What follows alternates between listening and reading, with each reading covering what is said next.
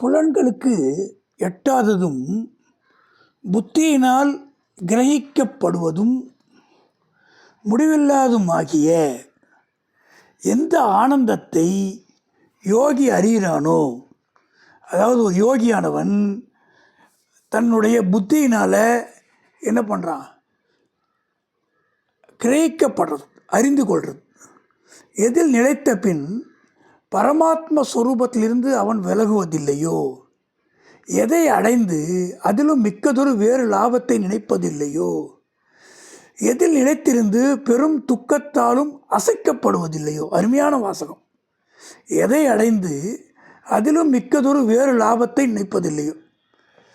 ஒரு மனுஷனுக்கு எது கிடைக்குதோ அதோட திருப்தி அடையிறதில்லை. இந்த ஷேர் மார்க்கெட்டில் இது நிதர்சனமாக பார்க்க முடியும். ஒரு கம்பெனி ஷேரு ஒருத்தர் 50 ரூபாய்க்கு வாங்கியிருப்பார், 150 ரூபா போயிருக்கும். இன்னும் ஏறட்டும், 200 வரும், இன்னும் ஏறட்டும், 300 வரும், ஏறட்டும், 1000 வரும், ஏறட்டும்னுவார். இறங்கும் 1000லேருந்து 950. நான் 1000 வந்தால் கொடுத்துடலான்னு நினைப்பார். 900 வரும், 950 வந்தால் கொடுத்துடலான்னுவார். அப்படி இறங்கி இறங்கி இறங்கி வந்து சைவருக்கு வந்துடும். இவர்கிட்டே இருக்க மாட்டார். ஏன்னா ஒரு லெவல் வந்த பிறகு திருப்தி அடையிறதில்லை. ஏன் அடையிறதில்லைன்னா ஆசை. இன்னும் வேணும், இன்னும் வேணும், இன்னும் வேணும். அந்த ஆசை தான் ஒரு மனுஷனை பாடாப்படுத்து. ஒரு முடிவெடுக்க முடியாமல் மனிதனை வந்து திகைக்க வைக்குது. அப்போ எந்த நிலையில் பெரும் துக்கத்தாலும் அசைக்கப்படுவதில்லையோ, துக்கத்தால் அசைக்கப்படுறதில்லைன்னா துன்பத்தால் அசைக்கப்படுறதில்லை. என் நண்பருடைய தெரிஞ்ச நண்பருடைய லேண்டை வந்து ஏதோ ஒரு காரணத்துக்கு அரசாங்கம் வந்து தேவைக்கு எடுத்துருச்சு.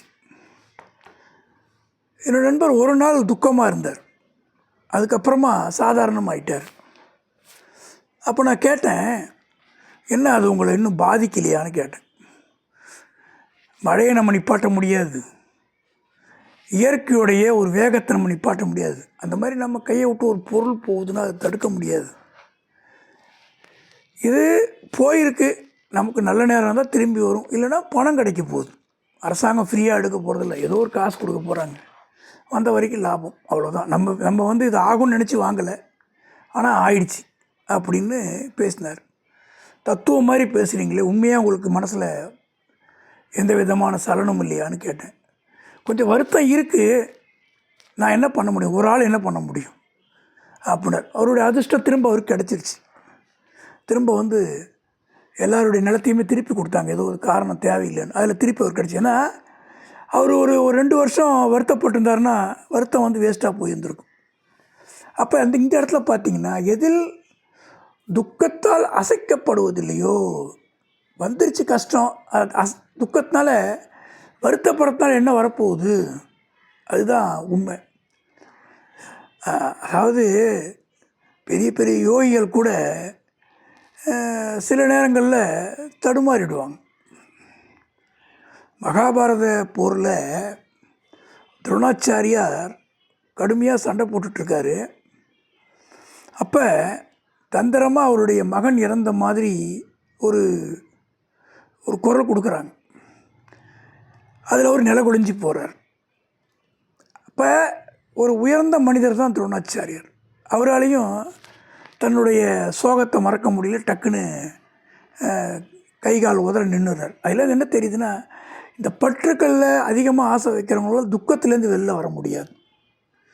ரொம்ப பெரிய விஷயம் இல்லை, ஒரு சின்ன பூனைக்குட்டி ஒருத்தவங்க வளர்க்குறாங்க, அந்த பூனைக்குட்டிக்கு ஒரு சின்ன பிரச்சனைனா இவங்க அழுகுறாங்க. ஏன்? அது மேலே வச்ச பற்று தான். ஆனால் எல்லா பூனைக்குட்டிக்கும் யாராவது அழுகுறாங்கன்னா இல்லை. ஆகைய ஒருத்தருக்கு அவங்களுடைய விருப்பம் களையும் போது துன்பம் வருது. அந்த யோகத்தை அறியணும். அது துன்பமயமான சம்சார சேர்க்கையிலேருந்து விடுப்பது. சம்சாரத்துலேருந்து வெளில வர முடியுமா அப்படின்னா சிரமம். வள்ளுவர் பெருந்தகை என்ன சொல்கிறாருன்னா, அறமெனப்பட்டதே இல்வாழ்க்கைன்றார். ஒரு மனுஷன் ஒழுங்காக வாழறான், சிறப்பாக இருக்கான்னா இல்வாழ்க்கை வாழணும். இல்வாழ்க்கை வாழணும் தான் துறவிகளுக்கும் சாப்பாடு போடுவான், முன்னோருக்கும் சாப்பாடு போடுவான், எல்லாரையும் பார்க்குறவன் இல்லறத்தான். அதனால் இல்லறத்தை உள்ளவனை நம்பலான்னு ஒரு வார்த்தையும் உண்டு. அப்போ துன்பமயமான சம்சார சேர்க்கையிலிருந்து விடுவிப்பது அதனை சோர்வற்ற தைரியமும் உற்சாகமுள்ள சித்தத்தோடு உறுதியாக பயிர வேண்டும். சோர்வற்ற தைரியம்னா என்னென்னா, ஒரு வேலையை செய்கிறதுக்கு மன உறுதி. இப்போ 2 தவக்கெல்லாம் போட்டி வச்சாங்க, ஒரு மலை மேலே ஏறி வரணும்னு. இங்கேருந்து சவுண்டு கொடுத்துக்கிட்டே இருந்தாங்க, கஷ்டம் கஷ்டம்னு. ஒரு தவக்கில் திரும்பி வந்துருச்சு, ஒரு தவக்கில் சொன்ன இடத்துக்கு போயிட்டு திரும்பி வந்து ஜெயிச்சிருச்சு. அந்த தவக்கலையை பேட்டி எடுத்தாங்க, எப்படி நீங்கள் ஜெயிச்சிங்கன்னு. அது ஒன்றும் சொல்லலை. ஏன்னு கேட்டிங்கன்னா, அந்த தவளைக்கு காது கேட்கல. காது கேட்காத தவக்கலைக்கு யார் எது கத்தினா என்ன பிரயோஜனம், இலக்கு வரைக்கும் தான் அதுக்கு தெரிஞ்சுது. அந்த மாதிரி இந்த குதிரை கூட பார்த்திங்கன்னா, கண்ணு முன்னாடி ஒரு லாடம் இது மாதிரி கட்டுவாங்க, ஒரு மறைவு, அது நேராக பார்க்கணும் அப்படின்னு. நம்ம மனிதர்களும் தன்னுடைய செயல்பாடில் ஒருமித்த கருத்தோடு போகும்போது வெற்றியை காண்றது ஈஸியாக இருக்கும்.